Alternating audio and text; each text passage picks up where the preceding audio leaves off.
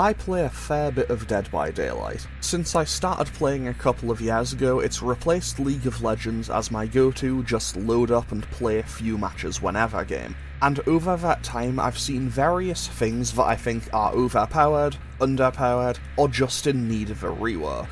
I recently did a video about a rework concept for Maez's Tombstone add-ons, and quite enjoyed making it, so I decided I would put forward a couple of other ideas for other things in the game. This video isn't about anything in particular. Perks, add-ons, survivor side, killer side, everything is on the table. So let's get started. But no, this isn't just going to be me pointing at Nurse and Blight and a couple of other things and going, "That's overpowered, delete it." Fast Track was introduced as one of Yunjin's perks, released with the All Kill chapter at the start of 2021 alongside the Trickster. While Trickster's perks range from situationally good to legitimate game changers, Yunjin's have always been kind of left in the dust. Two of them are inherently selfish perks, and while I do want to talk about Smash Hit and self-preservation at some point, today we're going to be focusing on Fast Track.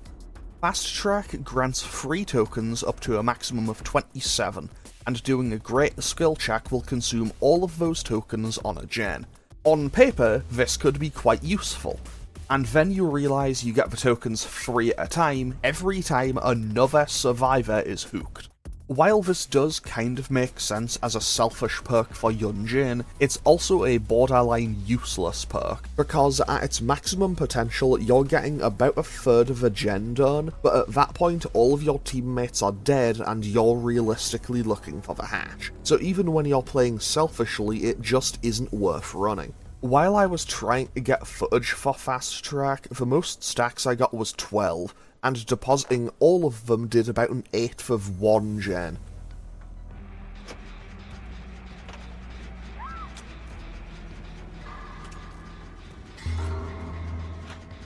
So here's my suggestion to maintain Fast Track's identity as a kind of selfish perk, but to also change it to make it actually useful. You still collect tokens, but now you'll gain 3 tokens every time another survivor loses a health state, and 5 tokens each time someone gets hooked. No, you don't get tokens if someone uses Plot Twist. This way, Fast Track could see some actual use as a pretty solid gen perk. If anything, this theoretically could make it a little bit too strong, so maybe shuffle the numbers around a little bit, or alternatively it could lose half its stacks if you lose a health state, and all of them if you get downed. It could also just be kinda funny seeing a mountain of Fast Track stacks and a fully charged potential energy just annihilate a gen. Note, potential energy probably needs something, but won't be featured in this video.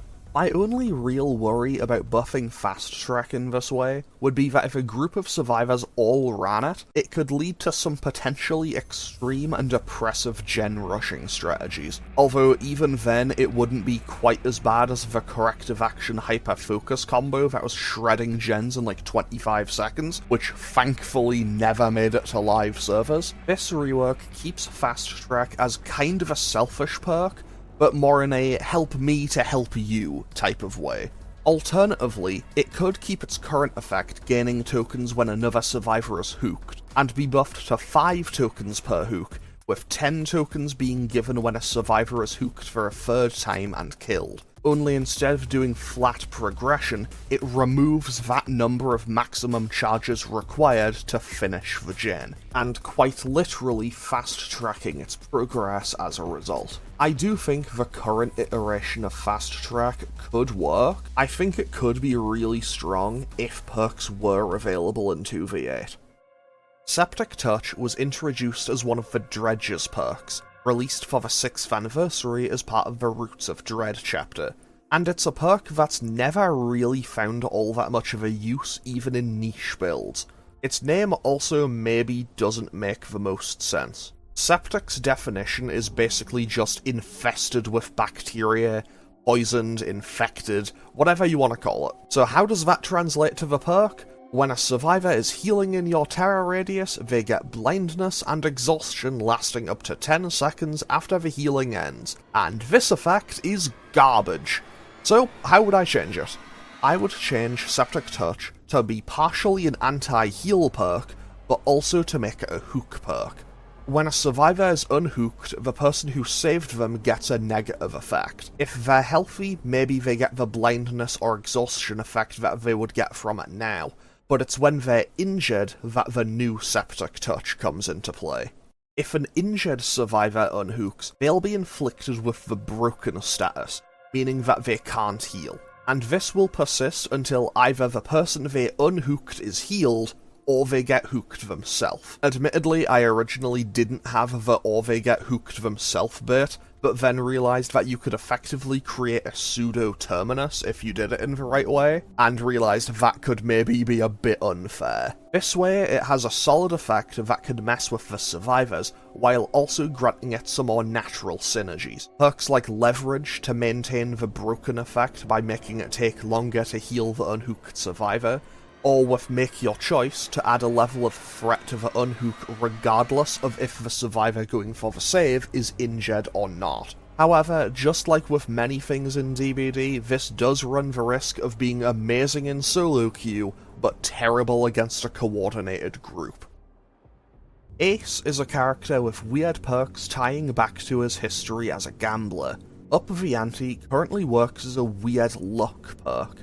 For every other survivor that's still alive, you gain a token, with each token giving a 3% chance, up to a maximum of 9, to unhook yourself, which combined with your baseline 4% gives you a 13% or roughly around about a 1 in 8 chance of unhooking yourself. And this applies to all survivors in the match. Now, this is a dangerous and honestly maybe kind of terrible idea, but my idea to change up the ante is that it literally ups the ante, makes hooks a gamble, a coin flip, a straight 50-50. When hooked, once per match, so you would be able to do this on second hook stage, when hooked, once per match, you can try to unhook yourself with a 50% chance of success. If you succeed, you unhook yourself and get the broken status effect, before fully healing 16 seconds later. You don't get healed if you take the borrowed time endurance hit during this time. But, if you lose the coin flip, you immediately go into stage 2, and if you're in stage 2, you just die. Maybe rename it to All In, High Stakes, Double or Nothing, or something like that. I'd be a little bit worried about making the perk work like this, especially with the frequency with which people try to go next, that the devs have said they're working on something to try to stop it, but it could definitely prove itself as a fun perk that could either potentially get survivors out of a bad situation, or make said bad situation a whole lot worse. It would absolutely be a gimmick perk, but I think that it would still make it more unique and fun than its current iteration. High risk, high reward. Ace is a gambler. Let that man gamble. Brutal Strength was one of the original killer perks in the game. Belonging to the Trapper, it lets you kick downed pallets, breakable walls, and kick gens a little bit faster. And it's fine. It's maybe the most honest perk in the entire game. No lengthy description, no fuss, just kick things faster, and as a result it's always been fine. Just about every killer can get good use out of it, with 3 very strong killers in the forms of Kaneki, Wesker, and Blight maybe being its most frequent users. Now, before I say my changes for this, here's a little counter, because I'm just going to keep count of how many times I say a little bit in this following section. I'd like to give it just a little bit of a buff, so that when you kick a gen with it, it regresses just a little bit more, and takes a little bit longer to stop the regression. Not a massive amount, but just a little bit. I think that by doing this, it kind of displays a little bit more of the brutal side of Brutal Strength. Like you're kicking the gen harder and it's regressing a little bit more as a result. Still very simple, still very easy to understand, but just a little bit stronger. Deerstalker is a general killer perk that lets the killer see the auras of survivors in the dying state within 36 meters of their location. As you can probably tell, this is a perk that doesn't get much use, and quite often it's just used for slugging. Slug everyone, then find the auras to hook them.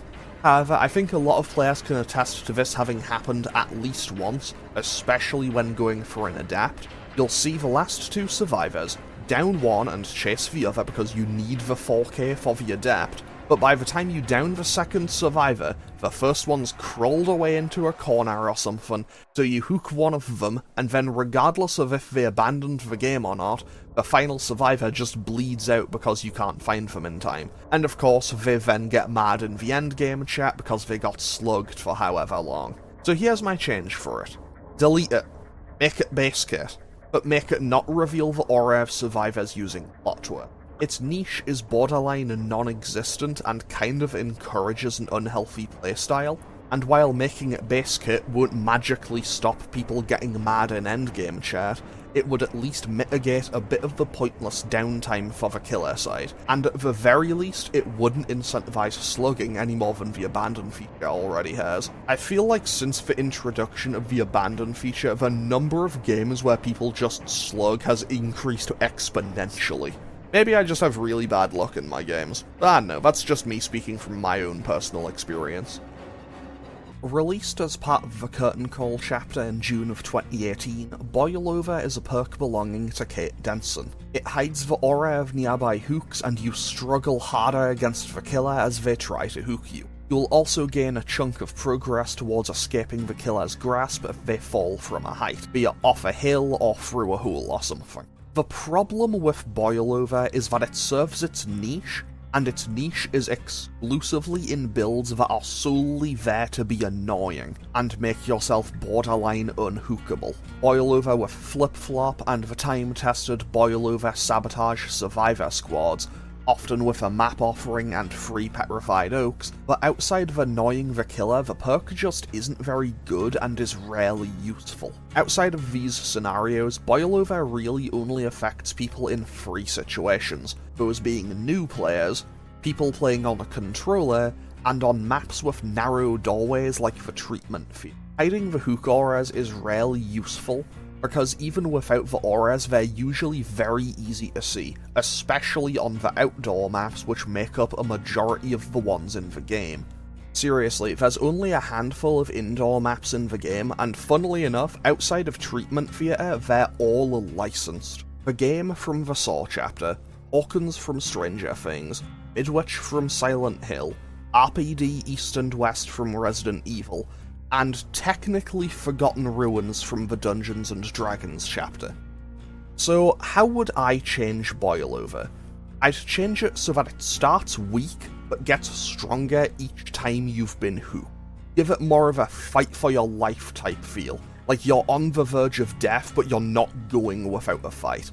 Struggle effects get slightly stronger, the aura obscure gets larger from 16 to 20 then 24 meters, and the gain from drops increases with each time you've been hooked. For example, if you fall from a second story carrying someone on Death Hook, they're more than likely getting out if you don't have Iron Grasp. Maybe even giving the killer a small ramping hindered effect on consecutive Great Wiggle skill checks. Kind of like the opposite of how Trickster's Iridescent Photo Card add-on gives him a 1% haste for each consecutive knife he lands up to 7%. But if he misses one, it goes back to 0. The issue changing it to be like this could cause, though, is that it would be aiming to change it from a perk that's used exclusively in annoying builds to a kind of anti-tunnel perk that's higher risk than a Decisive Strike or off the record.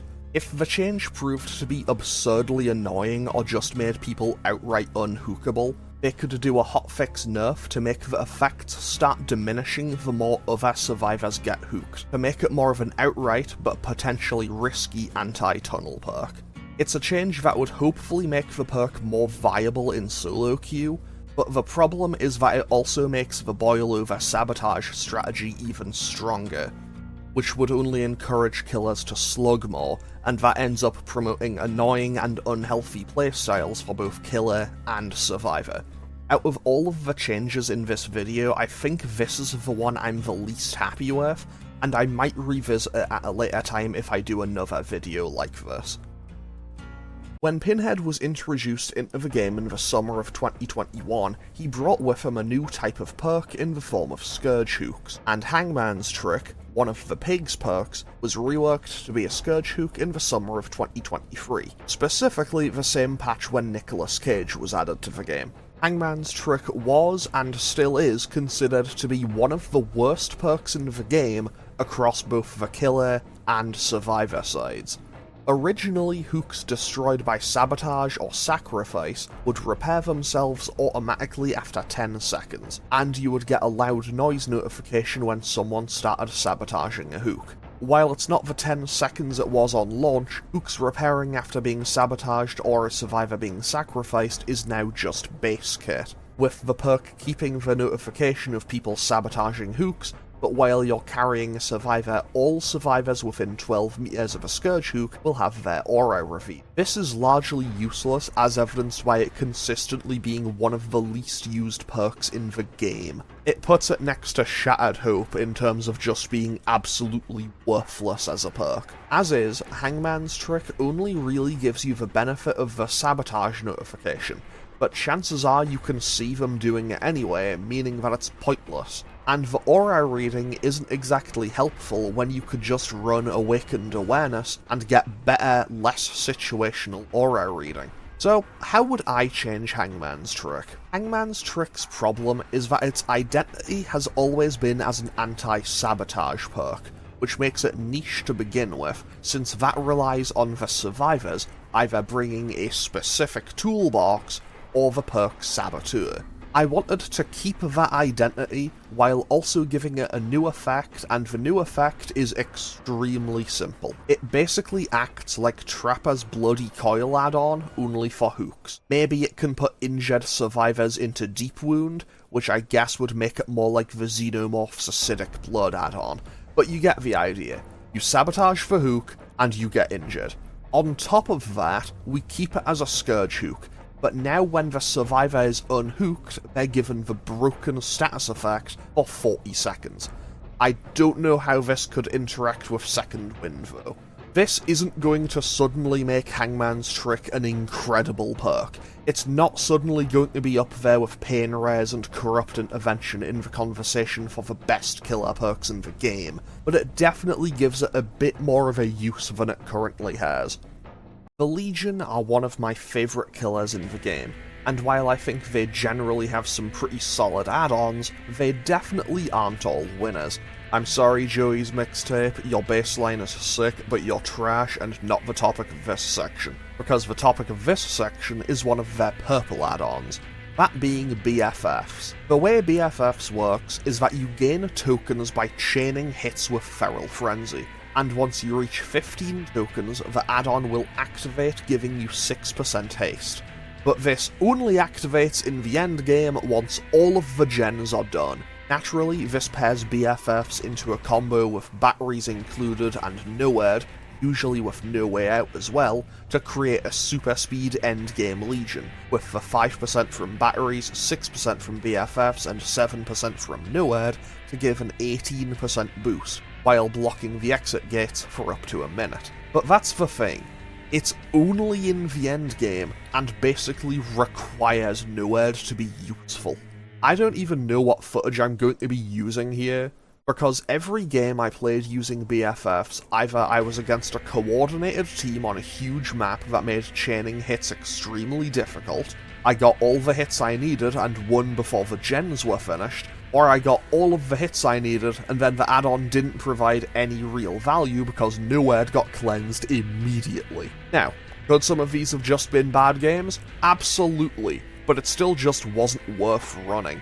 And in a lot of the games where I was winning before the gens were completed, that was just Etch Ruler doing a lot of work with the Oblivious status effect. But by bringing both of those, you lose out on Eerie Button, which is by far their best add-on. So here's my suggested change for BFFs. Keep the token system from chaining frenzy hits. That's good, but maybe increase the requirement to activate it. Not by a massive amount, but maybe just bring it up to 18 or 20 from the 15 it's at now. But now, once you reach the requirement, the add-on just activates for the rest of the match. giving you the 6% boost for a few seconds after coming out of Frenzy. If it ended up being oppressively strong, maybe give it the effect at the cost of a bit more of the Frenzy timer, so Legion wouldn't be able to just get a Frenzy hit, end the power, then speed boost themselves to a free hit every time. This way you can both get more immediate use out of it, and makes it much less of a gimmick add-on. It makes it so that you don't basically need to be reliant on the perks to make the add-on useful, and it gives Legion a boost in securing the second hit to down a survivor, which has always been one of their biggest issues. The recent changes definitely helped, and Legion feels a lot better to play, but they also still struggle as one of the weakest killers in the game, and while I don't think this change is going to magically bring them up to being S tier, I think it could at least do something to help them just a little bit.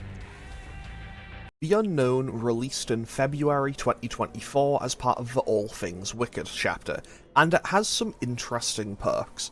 Unforeseen is a really solid stealth perk, Unbound has its uses, usually with vault builds, particularly for Myers or Legion. It also got a very nice buff with the release of Arella Rose in the Steady Pulse chapter, and then there's Undone.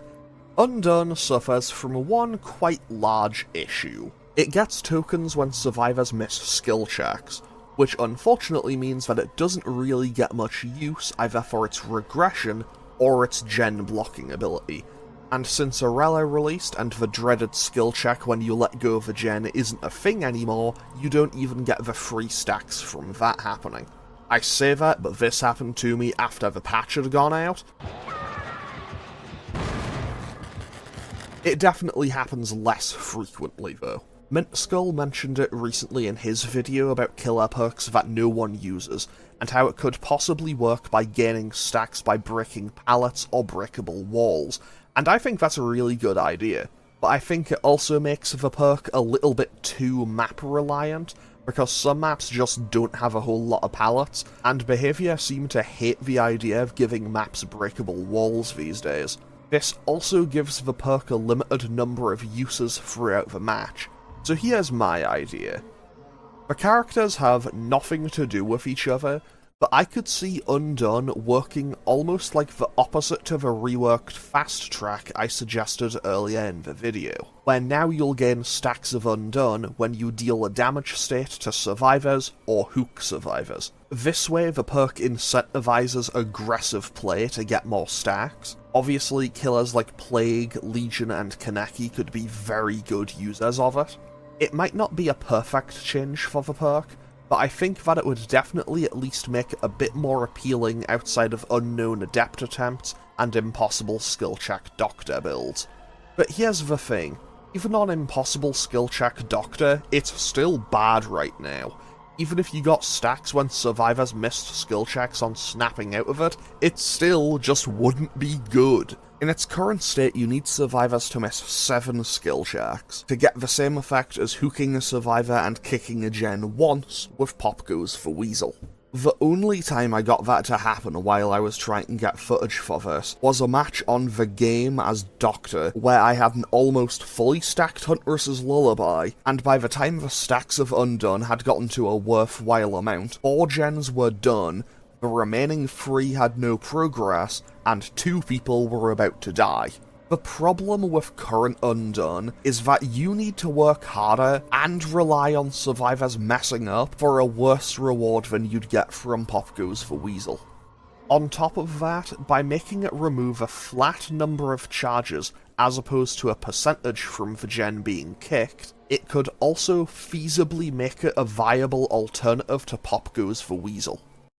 When Freddy got his rework at the start of this year, they changed his add-ons to accommodate the Dream Snares and Dream Pallets both being active parts of his power. And while there's a couple of other add-ons that I would change, the one I want to focus on is the Swing Chains. Prior to the rework, it would make the footsteps of survivors in the Dream World 50% louder, which wasn't great, but at least it could help with tracking. On paper, what it does now is pretty good. When you teleport using Dream Projection, all vault locations are blocked for 6 seconds. In practice though, it's borderline worthless. If the survivors use their eyes or ears, it's very easy to avoid the problem.